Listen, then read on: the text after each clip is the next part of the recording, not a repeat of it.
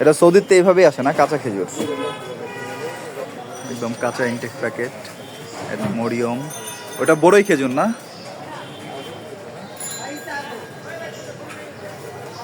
এটা 1 কেজিতে কয়টা উঠে?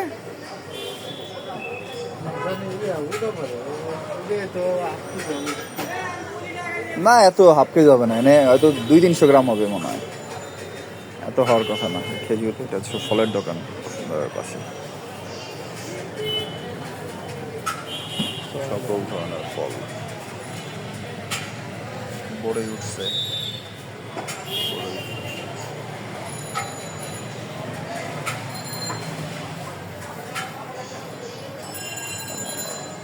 আপেল বাইল্লাটা কত করে?